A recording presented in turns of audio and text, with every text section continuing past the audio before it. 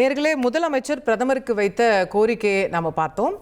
அதே விவகாரம் தொடர்பாக தான் நம்ம ஆயுத எழுத்திலையும் விவாதிக்க இருக்கின்றோம். பிரதமரை சந்தித்திருக்கக்கூடிய முதலமைச்சர் இன்று ஒரு முதல் படியை எடுத்து வைத்திருக்கிறார்.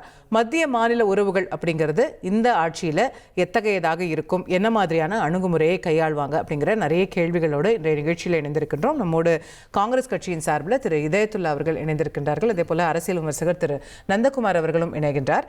திரு இதயத்துல்லா அவர்கள்ட்ட என்ன தொடங்கலான்னு, காங்கிரஸ் பங்கெடுக்கக்கூடிய ஆட்சி தமிழ்நாட்டில், ஸோ காங்கிரஸ் உடைய கூட்டணி ஆட்சி, மத்தியில் இருப்பது பாஜக, மத்திய மாநில உறவு எப்படி இருக்கும்? ஏதோ புதுமை அல்ல, புதிதல்ல.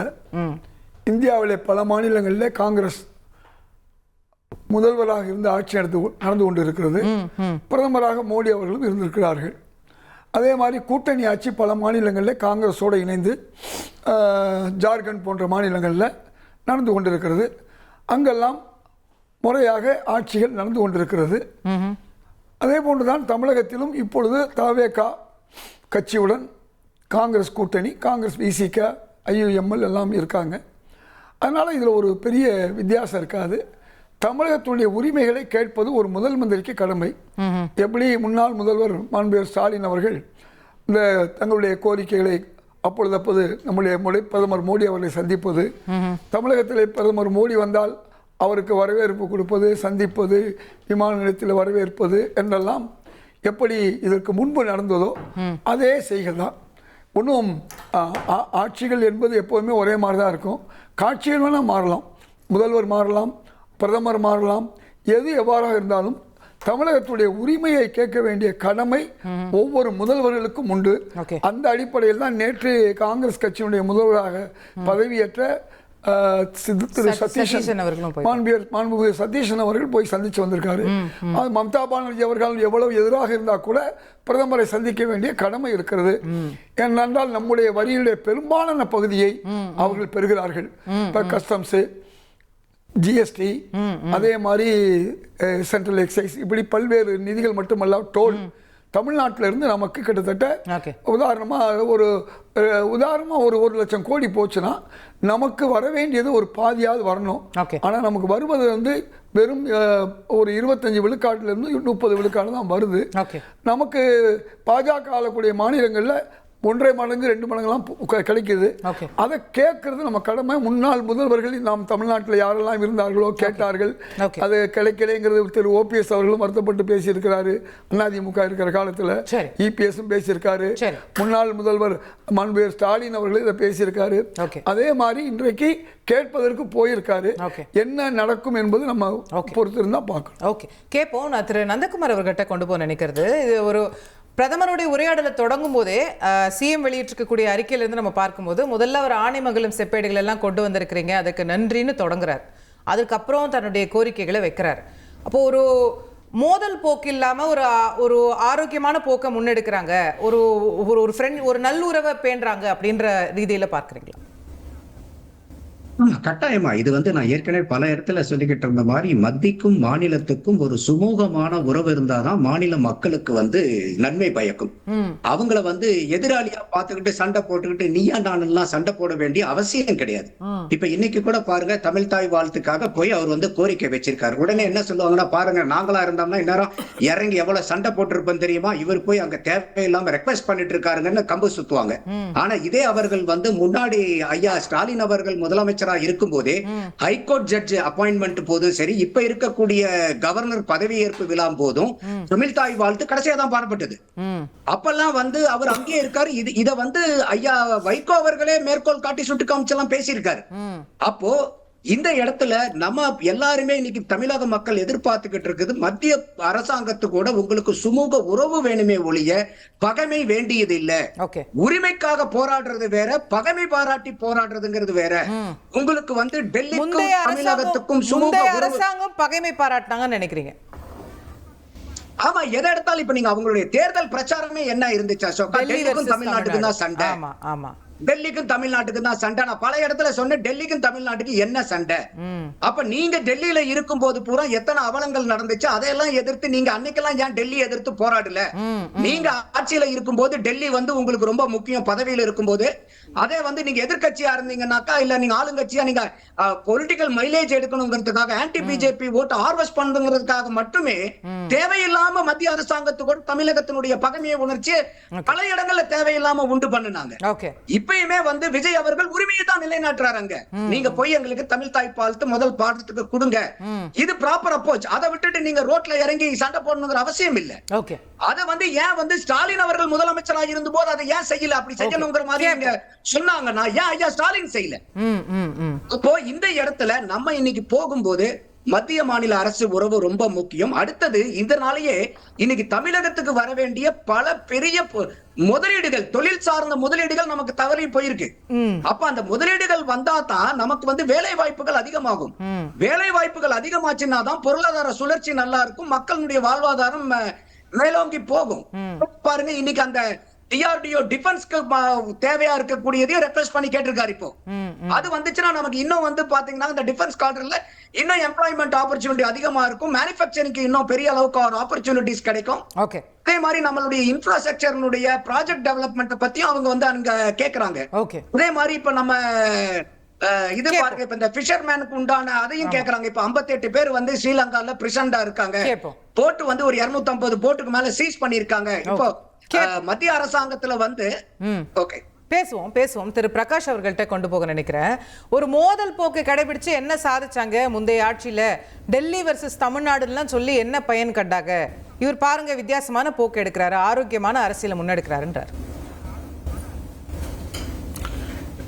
டெல்லி வர்சஸ் தமிழ்நாடுன்றது வந்து எந்த சைட்ல இருந்து வருதுன்றதை நீங்க பார்க்கணுங்க. எந்த சைட்ல இருந்து வருது? மத்திய அரசு மாநில அரசுக்கு தர வேண்டிய நிதியை தராமல்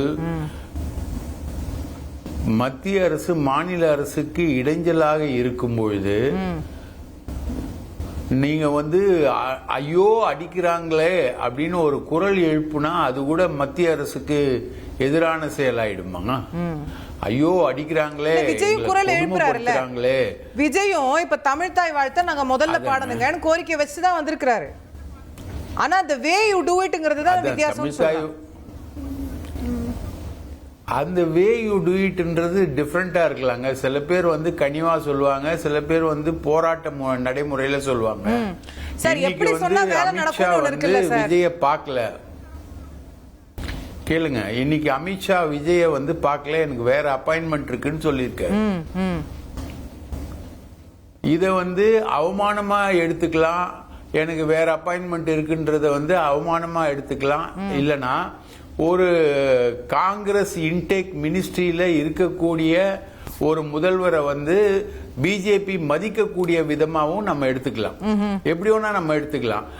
அப்போ இன்னைக்கு அமித்ஷா வந்து விஜய பார்க்க மாட்டேன் அப்படின்னு சொல்றதும் அத வந்து விஜய் எப்படி எடுத்துக்கிறாரு அப்படின்றத வந்து ஒரு பெரிய விஷயம் இல்லைங்களா. இன்னைக்கு ஒரு உள்துறை அமைச்சர் சட்டம் ஒழுங்கு சம்பந்தமாக தமிழ்நாட்டில் இன்னைக்கு வந்து ஒரு ஆட்சி மாற்றம் நடந்திருக்கு.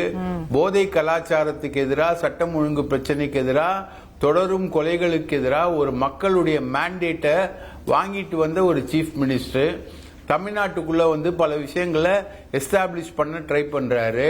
அவர் வந்து போதைப் பொருட்கள் வந்து குஜராத் துறைமுகம் மூலமா தான் போதைப் பொருட்கள் வருது அப்படின்ற ஒரு அலிகேஷன் வந்து தொடர்ந்து இருக்கு. அதுக்கு வந்து மத்திய அரசு என்ன பண்ணணும் அப்படின்றத வந்து அவரு பேச வந்து அமித்ஷாட்ட முற்படலாம். பல விஷயங்களை வந்து உள்துறை அமைச்சர்கிட்ட பேச முற்படலாம். ஆனா உங்களை நான் பார்க்க முடியாது, எனக்கு வேற அப்பாயின்மெண்ட் இருக்கு அப்படின்னு சொல்லிட்டு அவரு முதலமைச்சரை சந்திக்க மறுக்கும் போது இத வந்து சாதாரண குரல்ல ஐயா வந்து சந்திக்க மறுக்கல ஐயா அப்படின்னு சொல்லலாம்.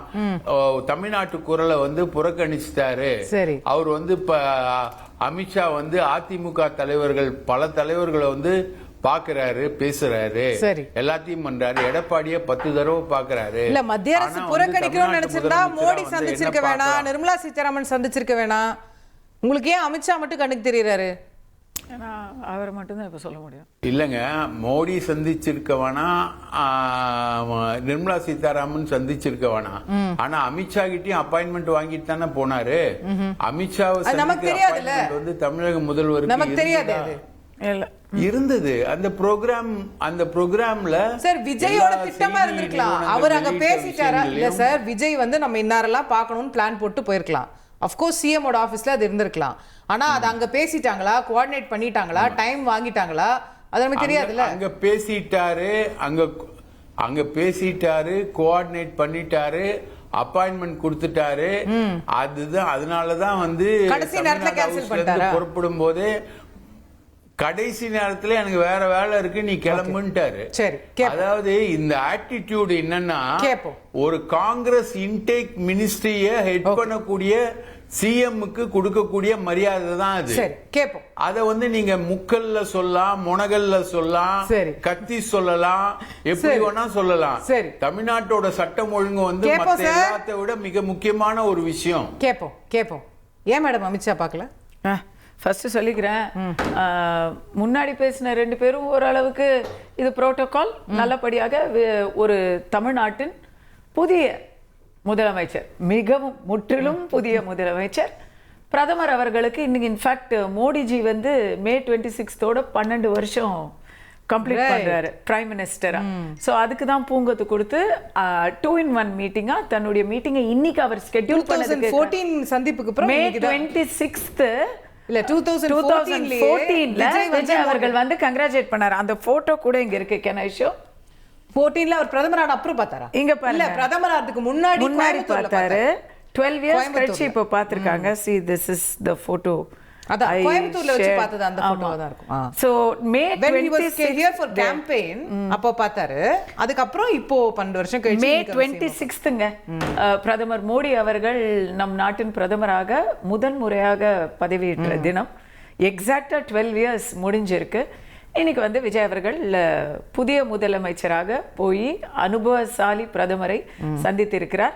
செய்ய வேண்டிய ஒரு விஷயம். இன்ஃபேக்ட் அதுக்கப்புறம் பதவியேற்ற விஜய் அவர்களுக்கு அப்புறமா பதவி ஏற்றுக்கிட்ட எம்டி சதீசன் நேற்று போய் பார்த்துட்டாருங்க. இவர் வந்து இன்னைக்கு தான் போயிருக்காரு. நம்ம அதை குற்றம்னு சொல்லலை, பட் எல்லாத்தையுமே கொஞ்சம் நிதானமாக தானே இந்த அரசில் செய்கிறாங்க. எல்லாத்தையுமே மெதுவாக பேசுறத ரொம்ப யோசிக்கிறாங்க, பேசுறதே இல்லை. செயல்பாடுமே வந்து ரொம்ப யோசிக்கிறாங்க. ஏன்னா எது செஞ்சாலும் அதற்கான இமீடியட் எதிர்வினை வந்து திமுக தரப்புல இருந்தும் ஏறக்குறைய திமுகவா இருக்கக்கூடிய தாமோதரன் பிரகாஷ் போன்றவர்களும் வந்து உடனடியா அதுல ஏதாவது இல்லைங்க. அவர் வந்து தனிப்பட்ட தாக்குதல் இல்ல, அவர் எதையுமே சென்சேஷன்ல தான் சொல்லுவாரு. யாராவது 2 பேர் சந்திச்சாங்கன்னா அவரு 2 பேர் சந்திச்சாங்கன்னு சொல்லவே மாட்டாரு. இப்ப கூட சொன்னாரு பாருங்க, முக்கல் முனகல். அவங்க ஒண்ணு பூன்னு எதுகை மோனையில அமைச்சரே கவிதை எழுதுறாரு, இல்லைன்னா இவர் இப்படி இவங்க எல்லாமே அந்த ஒரு பேஸா தான் பேசுறாங்க. அது இந்த கவர்மெண்ட் வந்ததுக்கு அப்புறம் அதை எதிர்க்கிறேங்கிற போர்வையில ரொம்பவே தரக்குறைவான தாக்குதல் அவங்க மேல நடக்குது. அதுல இவங்களுக்கு ஆல் தட் அபார்ட் மேடம், இன்னைக்கு இவங்களுக்கு இது ஒரே கல்ல 2 மாங்காய். மோடியை திட்டின மாதிரியும் ஆச்சு, விஜய விமர்சிச்ச மாதிரியும் ஆச்சு, லட்டு திங்கிற மாதிரி. இல்ல இப்ப அததான் உங்கள்கிட்ட கேட்க வரேன். அவங்க விமர்சிக்கிறது ஒரு பக்கம் இருக்கட்டும், இன்னைக்கே முதலமைச்சர் பிரதமரை சந்திச்சு ஒரு 4 கோரிக்கையை வச்சிருக்கிறாரு. தமிழ்தாய் வாழ்த்துக்கு கேட்கிறாரு, மீனவர் பிரச்சனை, காவேரி பிரச்சனையை கேட்கிறாரு, மீனவர் பிரச்சனையை கேட்கிறாரு. என்ன செய்ய போகுது மத்திய அரசு? இந்த கோரிக்கைகள் எல்லாத்தையும் இவர் வச்சிருக்காருங்கிறத முதல்ல நம்ம பாராட்டுறோம். தமிழ்நாட்டுக்கு முக்கியமான பிரச்சனைகள் அதை வந்து முதல் மீட்டிங்ல இவர் சொல்லியிருக்கிறாரு அப்படிங்கிறது இட் செட்ஸ் அ நரேட்டிவ். என்ன செய்ய போகிறது மத்திய அரசுன்னு சொன்னா, ஃபர்ஸ்ட் ஆஃப் ஆல் காவிரி ப்ராப்ளமுக்கு மோடி அவர்கள் கிட்ட கோரிக்கை வச்சு ஒண்ணுமே ஆ போறது இல்ல. அது வந்து CWDT, supreme court, government madam. Yes but when there is dispute between 2 state governments, supreme court இல்லங்க, சென்டர் எப்படிங்க வந்து பஞ்சாயத்து பண்ண முடியும்? சுப்ரீம் கோர்ட் தாங்க பஞ்சாயத்து பண்ண முடியும். இல்லங்க, it's a court related thing. இதுக்கு தனியா அவங்க வந்து ஒரு ஆக்ட் பண்ண இல்ல மேடம். இல்ல மேடம், இது ஒரு வாட்டியும் கோர்ட்ல போய் நிக்க கூடாதுன்றதுக்கு தான் கோர்ட் என்ன பண்ணுச்சு, Kaveri water management board CWDT அதையும் தான் வருஷம் நீங்க அங்க போய் சும்மா என்கிட்ட வராதீங்கன்னு சொல்லி தான் அத போட்டாங்க. நான் இன்னொன்னு கேட்கட்டுமா? அந்த மேனேஜ்மென்ட் போர்டுல மத்திய அரசும் ஒரு அங்கம். மத்திய அரசு நமக்கு எதிராலாம் சொல்லல.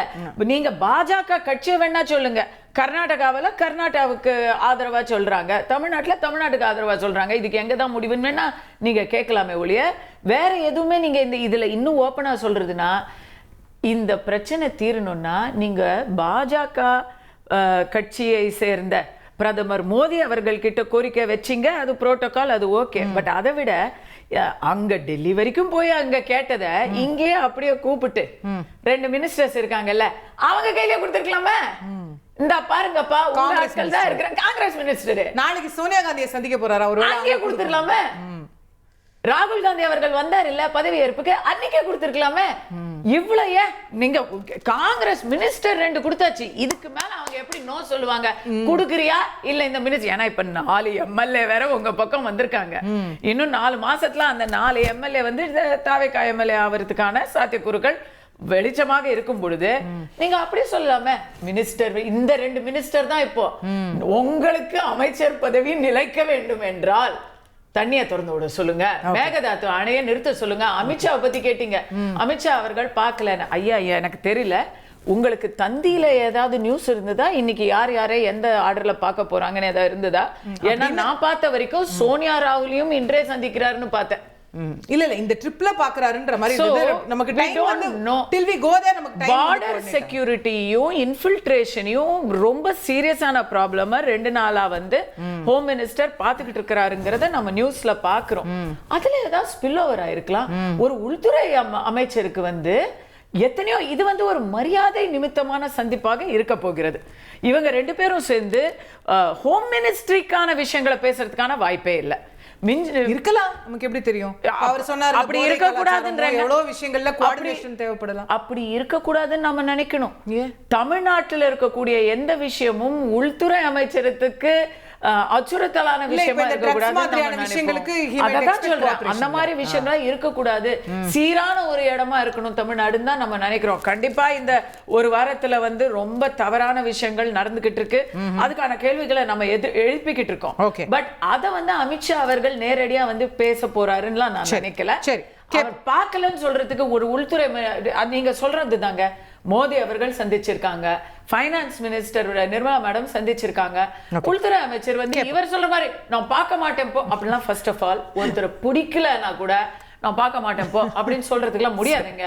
அதெல்லாம் ரொம்ப சிறுபிள்ளைத்தனமான ஒரு சில்லி ஆர்குமெண்ட். Got it. இதேத்துல சார் நியாயமான ஒரு கேள்வி கேட்கறாங்கல்ல, காவிரி மேட்டருக்கு எதுக்கு மோடி வரைக்கும் போகணும்? இந்த பக்கத்துல இருக்கிற அமைச்சர்கிட்ட சொன்னா போதாதான்றாங்க. அவர்கள் விளங்கியது அவங்க அவ்வளவுதான். நீங்களே கேட்டீங்க, கர்நாடகால பிஜேபி ஆட்சியா? நான் கேட்கல, சித்தராமையா அதுக்காக தான் ரிசைன் பண்றாரா? நீங்க என்ன எத்தனை கேள்வி கேட்டீங்க, ஒரு கேள்விக்கும் பதில் சொல்ல விட மாட்டீங்க. இந்த முதல் கேள்விக்கே நான் பதில் சொல்லலைமா? அதாவது ஒன்றிய அரசுக்கு சம்பந்தம் இல்லைங்கிற மாதிரி சொல்றாங்க இல்லையா? ஒன்றிய அரசுக்கு சம்பந்தம் இருக்கு. ஒன்றிய அரசு தான் இந்த தீர்வெல்லாம் பண்ணணும். ஜல்சக்தி அமைச்சரகம் முடிக்கட்டும் கேட்டோம். அமைச்சரகம்னு ஒன்று எதுக்கு இருக்குமா?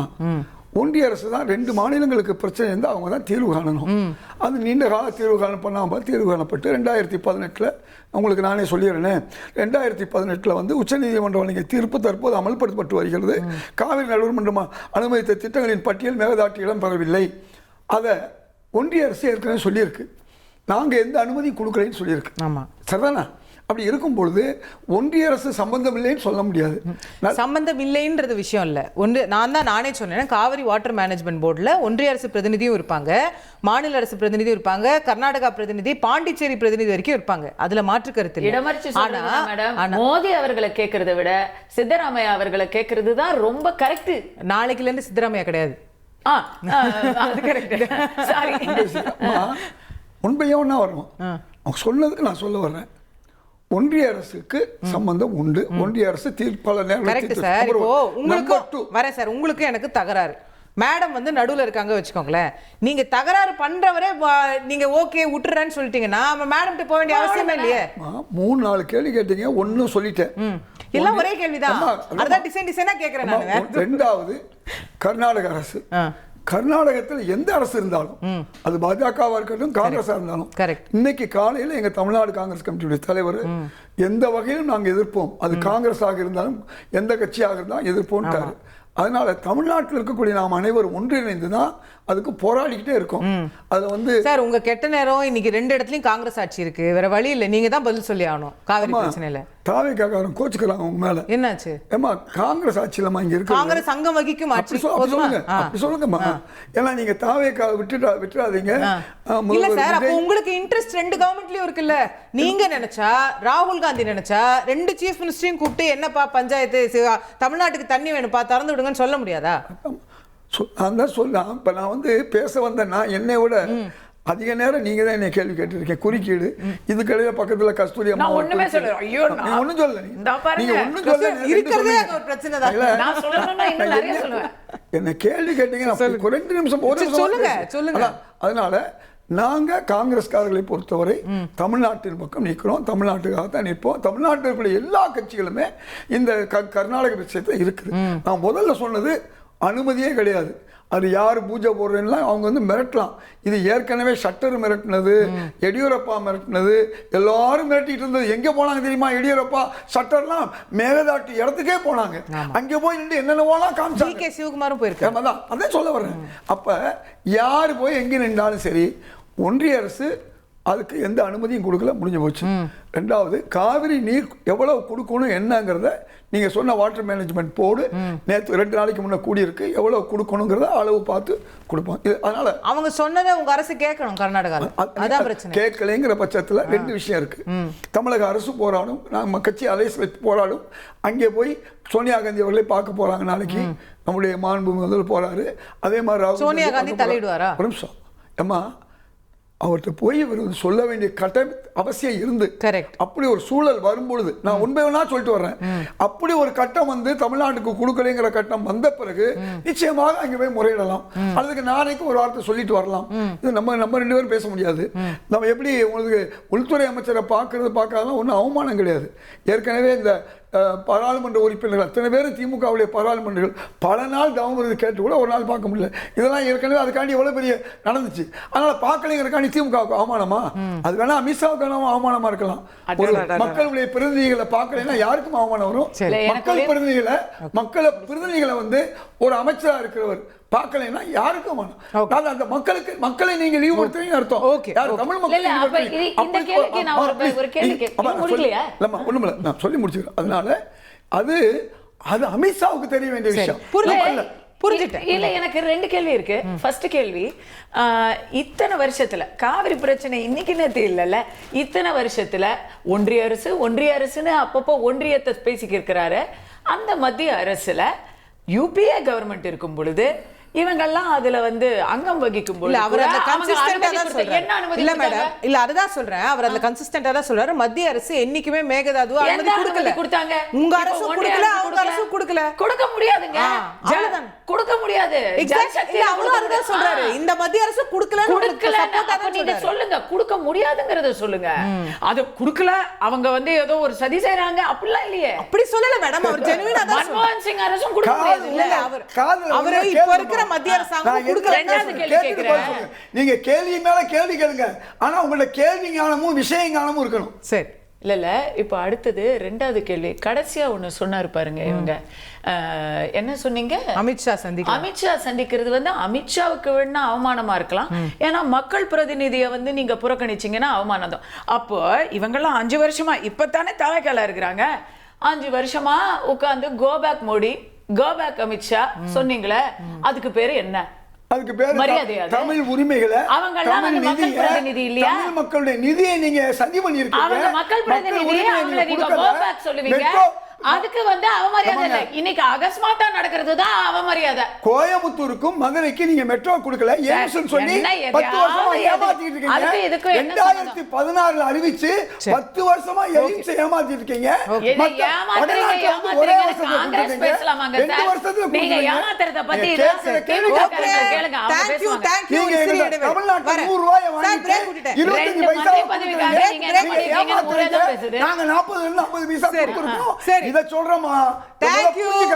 திரு நந்தகுமார், இன்னைக்கு முதலமைச்சர் முன்வைத்திருக்கக்கூடிய பிரச்சனைகள், அது வந்து காவிரியா இருக்கட்டும், இல்ல வந்து மீனவர் பிரச்சனையா இருக்கட்டும், இதெல்லாம் ஒரு முக்கியமான பிரச்சனைகள் அப்படின்னு வரையறுக்கப்பட்டாலும் கூட காலாகாலமா எவ்வளவோ முதலமைச்சர்கள் இதே விஷயங்களை இதே மனுவை கொடுத்துட்டு தானே இருக்கிறாங்க.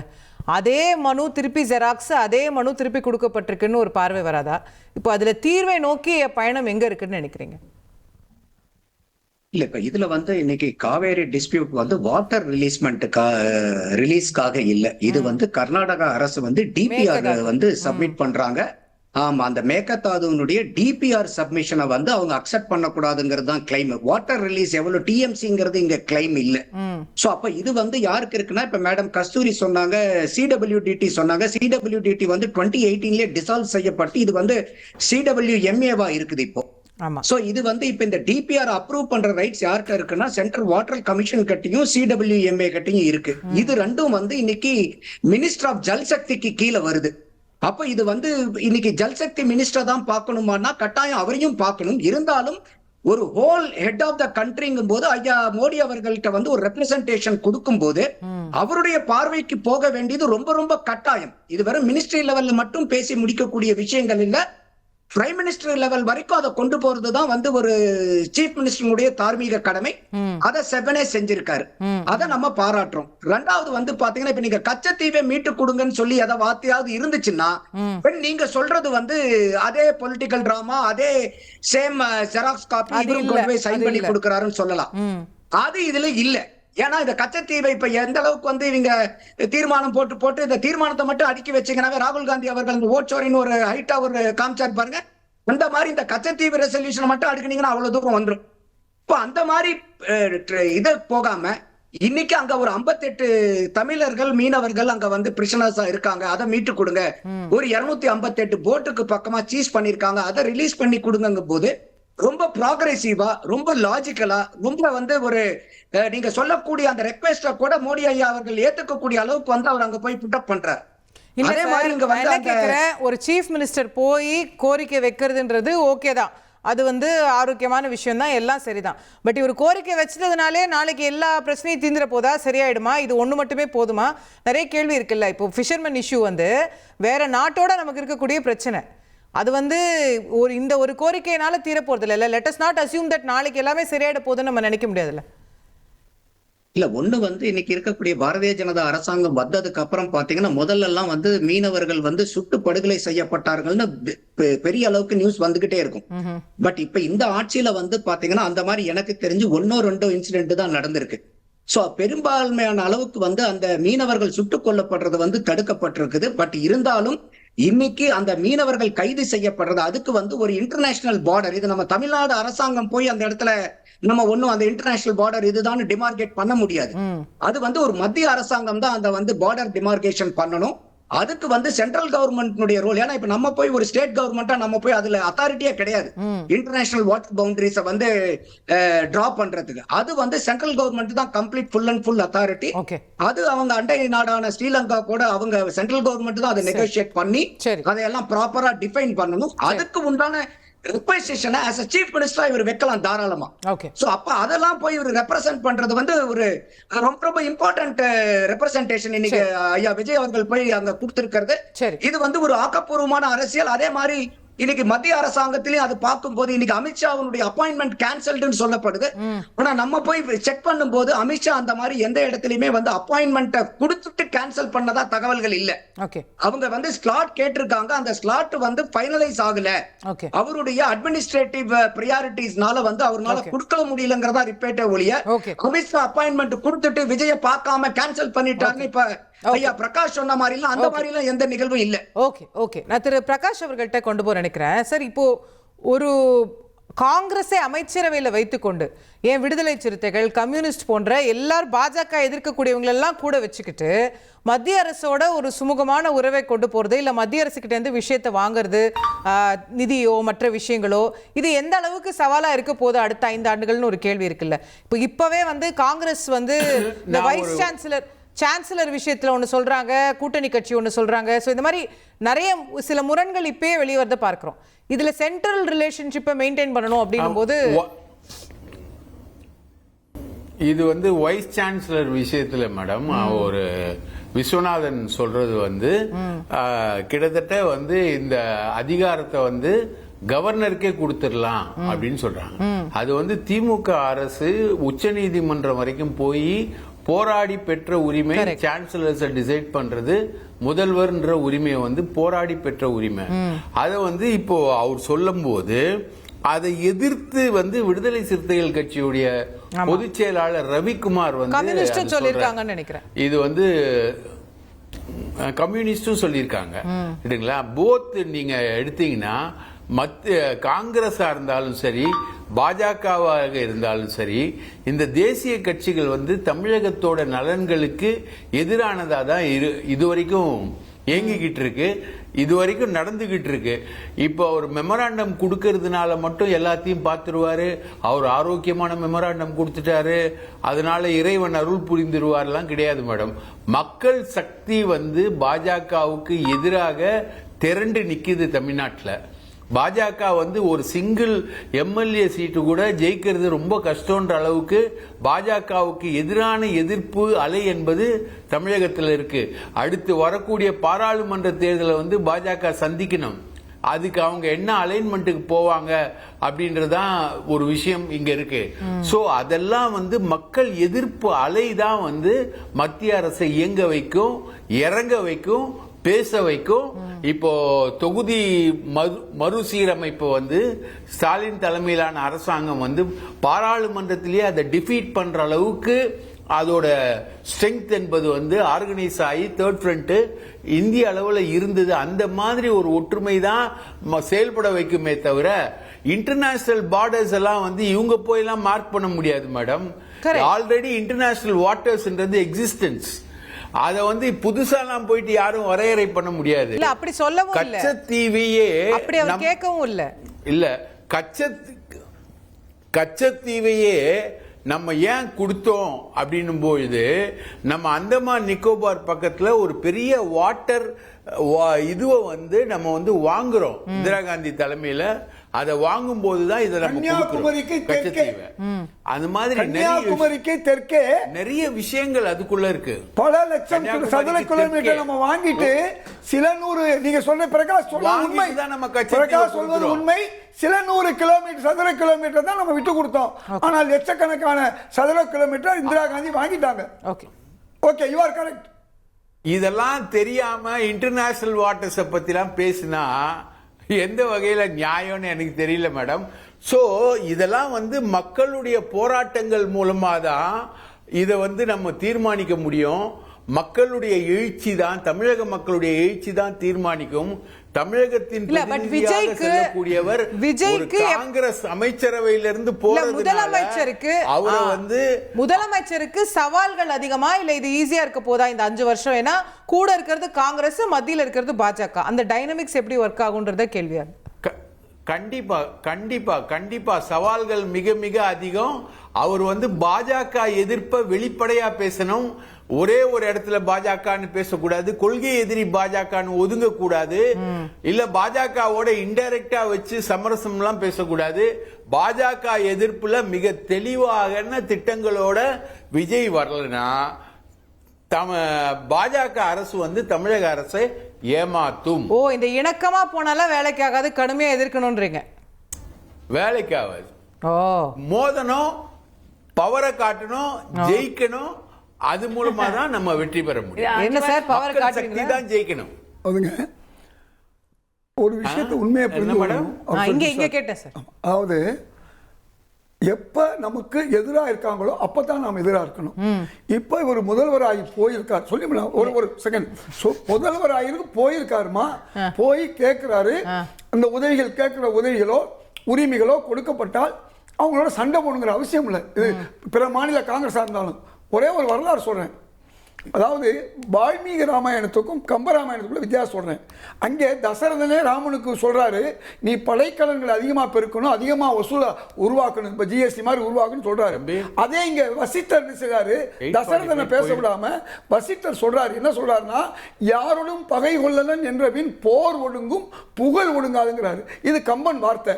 அப்ப நம்ம என்ன கேட்கிறோம், மத்திய அரசு நம்ம மோதல் போக்குல தான் இருக்கணும்னு அவசியம் இல்லை. இப்போ எங்கள் காங்கிரஸ் தான், பிஜேபி எதிர் தான்.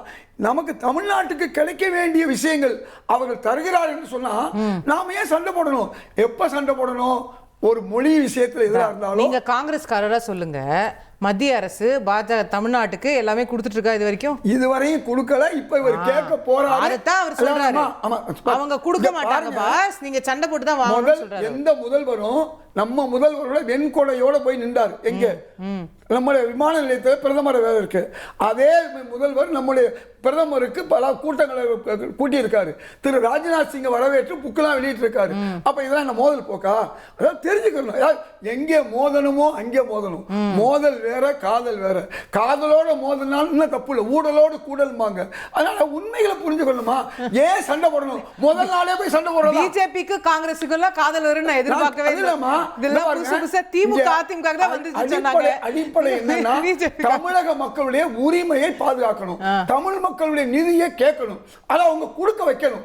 அதுக்காண்டி போயிருக்காரு. இனிமேதான் தெரியும் பிரதமர் எப்படி இருக்காரு, மோடி எப்படி இருக்காரு, பாஜக அரசு.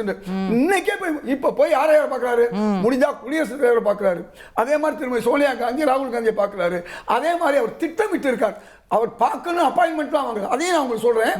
அமித்ஷா அவர்களை திருமதி நிர்மலா சீதாராமன் அவர்களை சந்திக்க திட்டமிட்டுள்ளார். அவரை இருக்குன்னா பார்க்க போறாரு, இல்லைன்னா பார்க்க வர போறாரு. போக வேண்டியது யாரு பார்க்கணும்? பிரதமரை பார்க்க போகணும். பார்த்துட்டாரு, முடிஞ்சு போச்சு, இவ்வளவுதான். ஓகே மேடம், இவ்வளவு இணக்கமான காங்கிரஸ் கட்சியை நீங்க கோரிக்கை எல்லாம் செஞ்சு கொடுத்துருங்கப்பா. இதை விட இணக்கமா யாரு கேட்பாங்க? இப்ப நான் பேச வேண்டியதெல்லாம் அவர் பேசிக்கிட்டு இருக்கிறார். எனக்கு ஒண்ணும் புரியல. எனக்கு எப்படி யார்கிட்ட என்ன கேள்வி கேட்கறதுனே தெரியல. எனக்கு வந்து ஒரு இன்ப அதிர்ச்சியா இருக்கு. என்னப்பா எதனால என்ன எதுக்கு அமித்ஷா தானே பார்க்காம போனாரு? நம்ம அமித்ஷா தானே. அப்படிலாம் நான் சொல்லல. அவருக்கு தான் அவமானம் இல்ல. இல்ல இல்ல, ஆனா அவர் சொன்னதுல ஒரு விஷயம் சரி, மற்றவங்களும் அதை சொன்னாங்க. Now the ball is in the center's court. நீங்க தான் இப்போ அவர் வந்தாரு, பார்த்தாரு, நிறைய கோரிக்கைகளை தமிழ்நாட்டு சார்பா வச்சிருக்காரு ஒரு புதிய சீஃப் மினிஸ்டர். நீங்க தமிழ்நாட்டுக்கு நல்லது செய்ய போறீங்களா, இல்ல காங்கிரஸோட இருக்காருப்பா அவர் சொல்றதை கேட்க வேணாம்னு பார்க்க போறீங்களா? இல்லைங்க, ஃபர்ஸ்ட் ஆஃப் ஆல் தமிழ்நாட்டுக்கு போன 5 வருஷத்துல நல்லது செய்யல அப்படிங்கறது நரேட்டிவ்ங்க. அதை செஞ்சுக்கிட்டு இருந்தது திமுகவுடைய பொலிட்டிக்கல் அஜெண்டா. நிதி கொடுப்பாங்க, வெள்ளம் வந்துச்சு, அதுக்கு 900 crores ரிலீஸ் பண்ணியிருக்காங்க. திருப்பி அடுத்தது ஒரு அமௌண்ட் ரிலீஸ் பண்றாங்க. என்ன பண்ண 35,000 கோடி அப்படின்னு சொன்னா யார்? சாரி, 3,500 கோடி. 3,500 கோடி எப்படி பண்ண முடியும்? அப்போ நாங்க கேட்டதை கொடுக்கல அப்படின்னு நாங்க இஷ்டத்துக்கு கேட்டோம். பிஎம் ஸ்ரீலையும் அதே பிரச்சனை தான். நீங்க வந்து பிஎம் ஸ்ரீல வேணாம் அப்படின்னு எழுதி கொடுத்துட்டீங்க. அதுக்கப்புறம் பத்தியா எனக்கு கொடுக்கல, அந்த இது கொடுக்கல, எனக்கு கொடுக்கல, இதையும் அதையும் கம்பைன் பண்ணி நீங்க எழுதி கொடுத்துட்டீங்க. அதுக்கப்புறம் அவர் மினிஸ்டர் வந்தாரு, அதை ரெண்டையும் கம்பைன் பண்ணாரு. அவர் ரெண்டையும் கம்பைன் பண்ணல, நீங்க எழுதி கொடுத்தீங்கிறத சொல்றாரு. அது ஃபேக்ட். எழுதி கொடுத்துட்டு வேணாம்னு சொல்லிட்டு அப்புறம் வேணும் வேணும் வேணும்னா இது எதுக்கு சொல்ல வரேன்னா, ஒரே ஒரு விஷயம். போன வாட்டி அவங்க எதையாவது கேட்டு செஞ்சாலும் செய்யாட்டியும் செய்யல செய்யல செய்யல செய்யல அப்படின்னு காது டமாரம் கிளியற அளவுக்கு அவங்க வந்து அந்த இதை பண்ணிட்டாங்க. ஸோ மேபி அதை நம்பி கூட இன்னைக்கு டிவிகேல இருக்கிற பலர் வந்து டிஎம்கேல இருந்து வந்தவங்க, பலர் வந்து ஏடிஎம்கேல இருந்து வந்திருக்காங்க, எல்லா கட்சியில இருந்தும் வந்திருக்கிறாங்க. சரியா?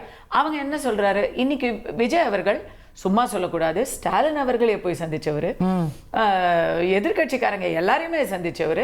அவர் வந்து இணக்கமா ரொம்ப பாசிட்டிவான ஒரு ஸ்டெப் எடுத்து வைக்கிறாருங்கிறத நம்ம முழு மனதோட பாராட்டுறோம். Is the ball in the governments கோர்ட்னு கேட்டா மறுபடியும் சொல்றேன், இத்தனை வருஷம் என்னெல்லாம் நடந்திருக்கோ ஹிஸ்டாரிக்கலா, அதெல்லாம் திடீர்னு வந்து இவர் போய் கேட்டாரு அவங்க செஞ்சிட்டாங்கிறது கிடையாது. எல்லாத்துக்கும் ஒரு ப்ராசஸ் இருக்கு. அந்த டியூ ப்ராசஸ் நடக்கும் பொழுது உடனடியா நடந்தா தமிழ்நாட்டுக்காரியா நான் தான் சந்தோஷப்பட போறேன்.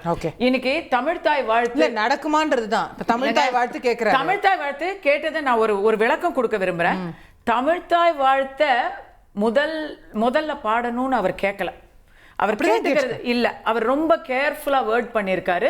நீங்க அந்த வேர்டிங்க பாத்தீங்கன்னா இந்திய அளவுல பல இடங்கள்ல தேசிய பண் பாடப்படுகிறதால் இந்த தமிழ்தாய் வாழ்த்து போன்ற அங்கங்க ஒவ்வொருத்தருக்கும் ஒவ்வொரு கோரிக்கை இருப்பதால் அதற்கான தெளிவை கொடுக்க வேண்டும் அப்படின்னு எழுதியிருக்கிற ஆமாங்க, அதாவது வெரி கேர்ஃபுல்லி இந்நிலையில் அரசு நிகழ்ச்சிகளின் தொடக்கத்தில் மாநில வாழ்த்து பாடலை பாடுவதற்கு உள்துறை அமைச்சகத்தில் உரிய தொடக்கத்தில் மாநில வாழ்த்து பாடலை பாடுவதற்கு உள்துறை அமைச்சகம் உரிய தெளிவுரையினை வழங்குமாறு கிளாரிஃபிகேஷன். ஆமா, சோ கிளாரிஃபிகேஷன், அதாவது மாநில பாடலை பாடக்கூடிய வகையில கிளாரிஃபை பண்ணுங்க. உரிய அனுமதியை, உரிய உத்தரவை அப்படின்னு சொல்லாம உரிய தெளிவுரைன்னு போடுறதுல see the devil is in the details.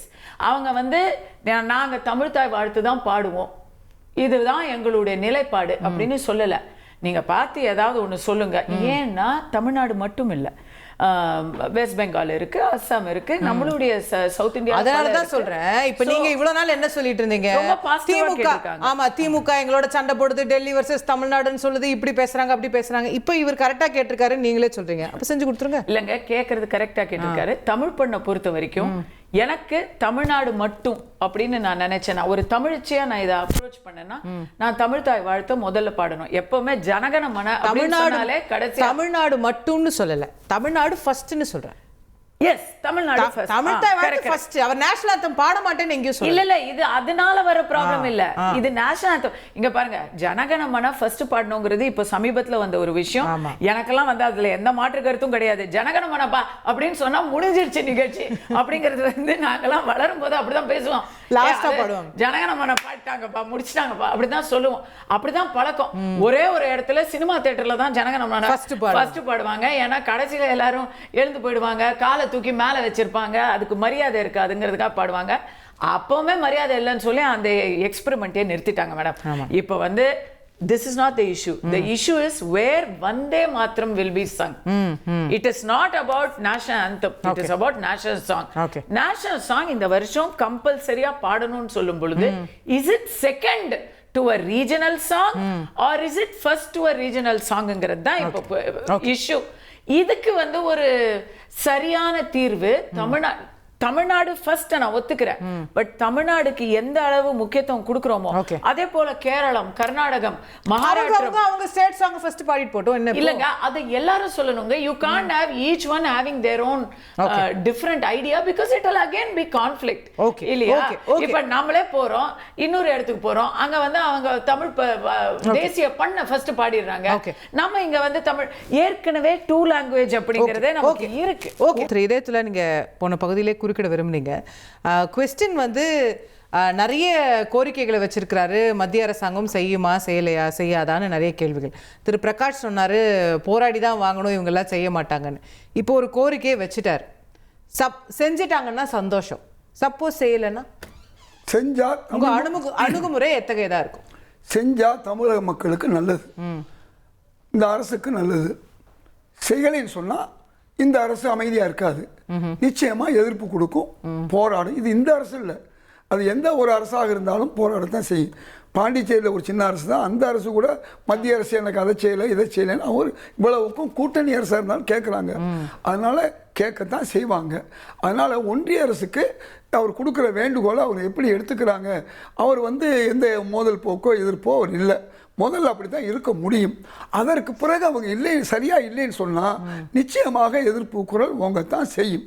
இன்றைக்கு தமிழ்நாட்டில் உங்களுக்கு ஒசூரில் ஒரு விமான நிலையம் 80லேருந்து 100 கிலோமீட்டருக்கு நடுவில் யூபியில் நிறைய விமான நிலையத்தை போட்டு அது போனால் இன்றைக்கி ஆடு மாடு கட்டப்பட்டிருக்கு. பல விமான நிலையங்கள் வந்து வேலை செய்யலை, இதுதான் உண்மை. அது படமே போட்டிருந்தாங்க. அதே மாதிரி மெட்ரோ பயனில்லாத இடங்கள்லாம் மெட்ரோ போட்டிருக்காங்க. நாம் கோயம்புத்தூர் இதுவும் கேட்குறோம். அது மாதிரி ஏதோ நம்ம அவங்க தொடர்ந்து சொல்லிட்டு இருக்கிறது கோயம்புத்தூருக்கும் மதுரைக்கும் நீங்கள் ப்ராப்பர் டிபிஆர் ரெடி பண்ணி கொடுங்க, நாங்கள் தரோம்னு.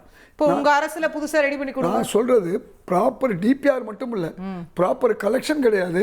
ப்ராப்பர் மக்கள் வராத இடத்துல கூட வந்து கொடுத்துட்டாங்கம்மாங்க.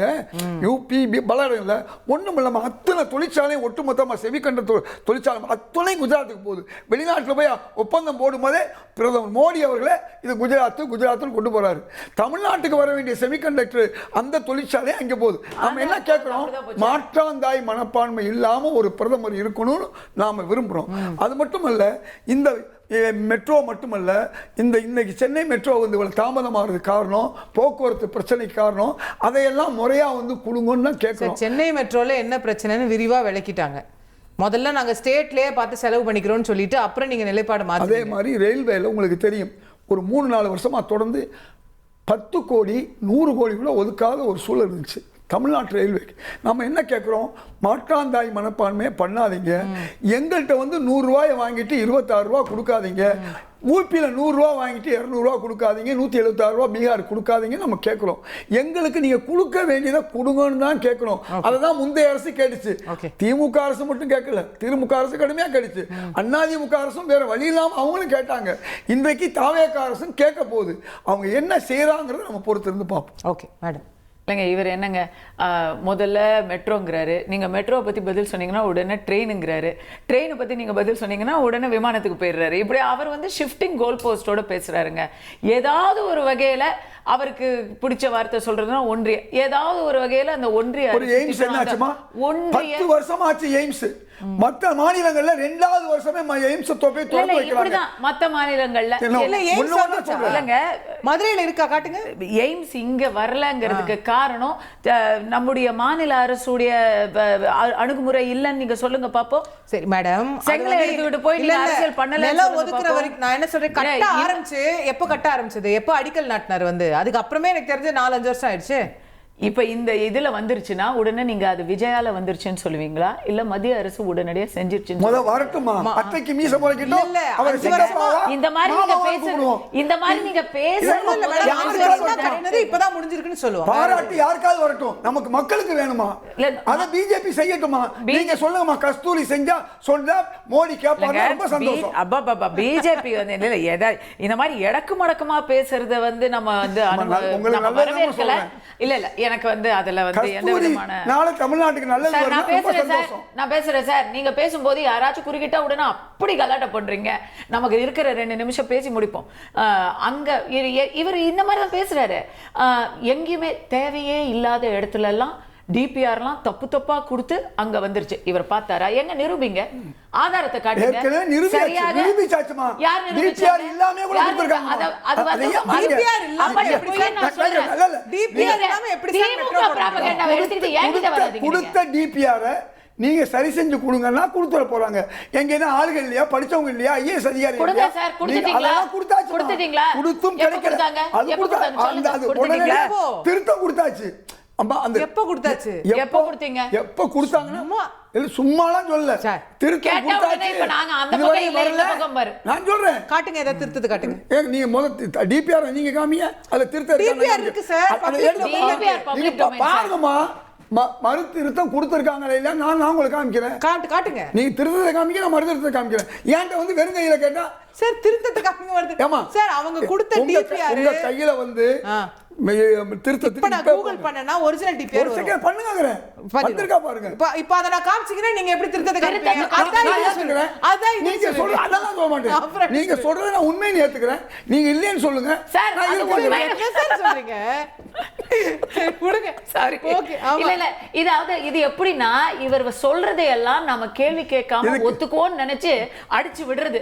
நம்ம என்ன மாதிரி ஆட்கள் அதை கேள்வி கேட்கும்போது மாட்டிட்டு நீங்க காட்டுங்க, அதுக்கப்புறம் நான் காட்டுறேன். என்ன கீரிக்கு பாப்புக்கும் நீங்க சண்டை விட்டுக்கிட்டு இருக்கீங்களா? நீங்க கேக்குறீங்க, நான் முதல்ல சார் நான் கேக்குறேன் சார், காட்டுங்க சார். என்ன சார் பண்ணாங்க? இதுக்கு முன்னாடி இருந்த மாநில அரசுல மெட்ரோ வருவதற்கான வழிமுறைகளை அணுகுமுறைகளை என்ன பண்ணாங்க? எல்லாமே தமிழ்நாடுனாவே உங்களுக்கு மாற்றாந்தாய் மனப்பான்மையோட செய்றீங்க. அதே ஒன்று மலைநாட்டுல போபால்ல இத கலெக்ஷனே இல்ல, மெட்ரோ கொடுக்கல. கலெக்ஷன் இல்லங்கிறது வேற சார். நமக்கும் மெட்ரோ ஆரம்பிச்சு ஃபர்ஸ்ட் 1 இயருக்கு கலெக்ஷனே இல்ல. அதெல்லாம் நம்ம வந்து ஒரு காரணமா சொல்ல முடியாது. அங்க தேவை இருக்கா? 100 கிலோமீட்டருக்கு நடுவுல ஒரு ஏர்போர்ட் இருக்கு. இங்க இருந்து ஹொசூருக்கு அவசியமா இருக்கு. அங்கதான் தொழிற்சாலைகள் இருக்கு, தொழிலதிபர் இருக்காங்க அப்படின்னு கேட்டுக்கிட்டே இருக்கோம். அது மட்டுமல்ல, அந்த கிருஷ்ணகிரி வழியா வரக்கூடிய ரயில்வே 20 வருஷமா கேட்கிறோம், இன்னைக்கு வரையும் வரல. ஓகே திரு நந்தகுமார், நிறைவான கருத்து சார். இப்ப இந்த மெட்ரோவை பத்தி பேசிட்டு இருந்தாங்க. அதுல என்னன்னா டிபிஆர் வந்து கரெக்டட் டிபிஆர் இன்னைக்கு வரைக்கும் சென்ட்ரல் கவர்மெண்ட்டுக்கு ரீசப்மிட் பண்ணல. அதோட வந்து பாத்தீங்கன்னா நீங்க எதனா இருந்தா ஆதார் கார்டு இல்ல அதோட வந்து இது கலெக்ஷன் முக்கியம் இல்லைங்கிறது ராங்கான ஆர்குமெண்ட். எந்த ஒரு ப்ரொபோசலா இருந்தாலும் இன்டர்னல் ரேட் ஆஃப் ரிட்டர்ன்ஸ் பார்ப்பாங்க. அப்ப அதுல வந்து இன்னைக்கு இந்த மெட்ரோவை பொறுத்த வரைக்கும் நீங்க கன்ஸ்ட்ரக்ஷன் பீரியடையும் இன்க்ளூட் பண்ணி நீங்க 30 வருஷத்துக்கு நீங்க IRR காமிக்கணும். ஆனா இவங்க கொடுத்த DPRல வந்து கன்ஸ்ட்ரக்ஷன் 3 வருஷம் தனியா ஒரு 30 வருஷம் சொல்லி அதை வந்து ராங்கா வந்து பினான்சியல் ப்ரொஜெக்ஷன் கொடுத்திருந்தாங்க. அதே மாதிரி வந்து ரைட் ஆஃப் வேன்னு சொல்லுவாங்க, ROWன்னு சொல்லுவாங்க. ஒரு மெட்ரோ போகணும்னா குறைஞ்சபட்சம் ஒரு 20-22 மீட்டர் வந்து எண்ட் டு எண்ட் அந்த ரோட்ல வந்து ஸ்பேஸ் வேணும். ஆனா இவங்க கொடுத்தல 70% அந்த ரைட் ஆஃப் வே வந்து பாத்தீங்கன்னா 8 மீட்டர்ல இருந்து 15 மீட்டர் வரைக்கும் 70% இருக்கு. அப்போ அதிகமான இடத்துல வந்து லேண்ட் நீங்க அக்வயர் பண்ண வேண்டிய சூழ்நிலை வரும். அப்ப அந்த DPR வந்து இந்த திமுக அரசாங்கம் சப்மிட் பண்ணது அவங்க அப்ரூவல் பண்ணணுங்கிறதுக்காக சப்மிட் பண்ணல. எப்படியாவது ஒண்ணு இதை ரிஜெக்ட் பண்ணி வந்தா அதை வச்சு ஒரு பாலிடிக்ஸ் பண்ணலாமாங்கிறதுக்காக தான் பண்ற மாதிரி தெரியுது. ஏன்னா அந்த அளவுக்கு நம்ம ஆபீசர் வந்து நல்ல ஆபீசருக்கு இருக்காங்க, ஈஸியா அந்த DPR வந்து சப்மிட் பண்ணிருக்க முடியும். சோ இது ஒண்ணு. அடுத்தது பிரகாஷ் அவர்கள் வந்து ரொம்பவே அழகா சாஃப்டா இன்ஸ்டிகேட் பண்ணாரு. மாநிலத்துக்கு ஸ்டேட் பவரா சென்ட்ரல் பவர்லாம் பாத்திரலான்னாரு. நம்மள மாதிரி பெடரல் கண்ட்ரில everybody knows central government is a bigger power than a state power. அப்ப நமக்கு இந்தியாவுல 210 சப்ஜெக்ட் இருக்குன்னா அசோகா, அதுல 97 சப்ஜெக்ட் சென்ட்ரல் கவர்மெண்ட் கண்ட்ரோல்ல இருக்கு. 47 சப்ஜெக்ட் கன்கரண்ட் லிஸ்ட். கன்கரண்ட் லிஸ்ட்ல ஃபைனல் சே சென்ட்ரல் கவர்மெண்ட். மீதி 66 தான் வந்து மாநிலத்துல இருக்கு. அப்ப 70% பவர் சென்ட்ரல் கவர்மெண்ட்ல இருக்காது. காங்கிரஸ் ஆளுதான் பாரதிய ஜனதா ஆளுதாங்கிறது இல்ல. சென்ட்ரல் கவர்மெண்ட் யாரா இருந்தாலும் அவங்களுக்கு 70% அவங்களுக்கு சப்ஜெக்ட் மேல கண்ட்ரோல்.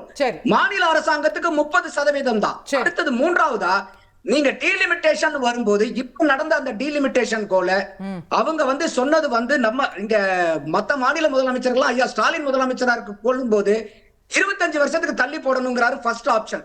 இரண்டாவது ஆப்ஷன் என்ன சொல்றாரு, இன்னைக்கு 39 இருக்கு, டிவைடட் பை 543 எவ்வளவுன்னா அதுக்கு 7.18 அந்த ப்ரொபோர்ஷனேட்டா கொடுக்கணும்னாங்க. அதே ப்ரொபோர்ஷனேட்ல இப்ப இந்த பாராளுமன்றத்துல அமித்ஷா வந்து minister of home affairs commit பண்ணாரு. நீங்க 2 மணி நேரம் கொடுத்தீங்கன்னா நான் எழுதி கூட உங்களுக்கு டாக்குமெண்டா கொடுக்குறேன்னாரு. இப்போ முந்தின அரசாங்கம் என்ன பண்ணிருக்கணும்னா அது வந்து கோல்டன் ஆப்பர்ச்சுனிட்டி அசோகா நமக்கு கிடைச்சது. பரவாயில்ல சார் 2 மணி நேரம் என்ன சார் நீங்க 3 மணி நேரம் எடுத்துக்கங்க, ரிட்டர்ன்ல கொண்டு வாங்க, எங்களுக்கு இருக்கிற அதே ப்ரொபோர்ஷனேட்டா கொடுங்கன்னு சொல்லியிருந்தா by this time Tamil Nadu has been highly secured. அதையும் தேர்தலை காரணமா வச்சு அந்த 0.1% அதிகமா வருது, அந்த ஒரு சீட் எக்ஸ்ட்ரா வருது, அதையும் போட்டு விட்டாச்சு. அப்போ இந்த தேர்தலை மட்டும் அடிப்படையா வச்சு அதை வந்து கம்ப்ளீட்டா வந்து தமிழகத்துக்கு வந்து போன அரசாங்கம் வந்து என்னைய பொறுத்த வரைக்கும் ஒரு துரோகம் தான் அது. அடுத்தது இப்ப வந்து பெண்களுக்குள்ள இடஒதுக்கீடு எப்ப உருவானது, ஏன் அதை தொடர்ந்து 11 வருஷமா தள்ளி போட்டாங்க? கடைசியா வந்து இந்த தேர்தலையே 2024 வர வேண்டிய பெண்களுக்கான இடஒதுக்கீடு ஏன் வரல, அல்லது 29க்குள்ள வருமா? இவ்வளவு கேள்விகள் இருக்கு சார். அதை நீ யோசிங்க. கடந்த ஆட்சி கேட்கறதுல நியாயம் இருக்கு. ஓகே முடிக்கணும் சார். ஒரே வரி சார் நந்தகுமார். அடுத்தது வந்து இல்ல வேற சப்ஜெக்ட் புதுசா முடிச்சிடலாம் ப்ளீஸ். இல்ல அதான் இப்ப இந்த நேஷனல் ஆந்தம் நேஷனல் சாங்கை பொறுத்த வரைக்கும் அவங்க பிப்ரவரி 2026ல central minister of home affairs கொடுத்த கைட்லைன்ஸ் என்னன்னாக்கா நேஷனல் சாங் வந்து நேஷனல் ஆந்தம்க்கு முன்னாடி பாடணுங்கிறது on the arrival and departure of governor and president. ஆனா அவங்க வந்து இந்த ஸ்டேட் சாங்க பத்தி, ஏன்னா இப்ப நமக்கு வந்து தமிழ் ஆந்தம் இது, இப்போ விஜய் அவர்கள் வந்து ஆர்டர் கேட்கணுங்கிற அவசியம் இல்ல, அங்க கிளாரிபிகேஷன் தான் வேணும். நாங்க ஜனங்களுக்கு முன்னாடி வந்து வந்தே மாதரம் பாடுறோம், ஆனா அதுக்கு முன்னாடி நாங்க தமிழ் தாய் வாழ்த்து பாடலாமா? அப்போ இது தமிழகத்துக்கு மட்டும் அவர் கேட்கல, ஒவ்வொரு மாநிலத்துக்கும் அந்த மாதிரி மாநில பாடல்கள் இருந்தா நேஷனல் சாங்குக்கு முன்னாடி அதை பாடிடலாம். நேஷனல் சாங் அதுக்கப்புறம் it will be followed by national anthem. அப்ப இந்த கிளாரிபிகேஷன்ங்கறது தான் கரெக்ட். அவர் திருப்பி அங்க ஆர்டர் வாங்க வேண்டியது. ஓகே இந்த மாதிரி எவ்வளவு இருக்கு. தமிழ்நாட்டுக்கு மட்டும் கேட்கல, இந்தியாவுக்கு கேட்டாரு. எப்படி கலைஞர் வந்து சுதந்திர தினத்துக்கு முதல்வர்கள் கொடியேற்றம்னு கேட்டாரோ அதே மாதிரி திரு விஜய் அவர்கள் இந்தியா முழுக்க அந்தந்த மொழி. இது நல்ல டெக்னிக். முடியற சமயத்துல ஏதாவது கத்திட்டா அவங்க லாஸ்ட். Thank you. நிகழ்ச்சியை நிறைவு செய்தாக வேண்டும். பங்கேற்று கருத்து தெரிவித்த விருந்தினர்கள் அனைவருக்கும் நன்றி. பார்த்த உங்களுக்கும் நன்றி நேயர்களே. வணக்கம்.